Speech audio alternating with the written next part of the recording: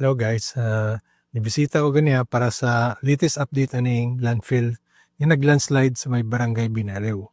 So ganiya, based sa report is almost 17 na ang confirmed dead ani.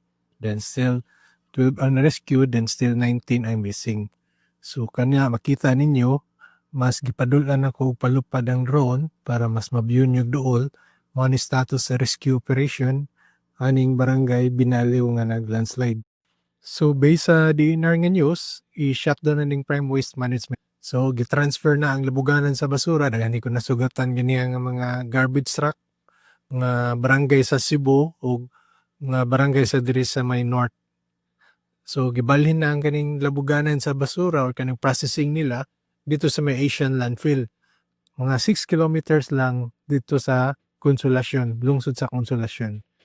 So tanaw lang ninyo man ni status niya. After almost 6 na kadlaw ang miyagi sukad pag landslide aning barangay Binalew na landfill.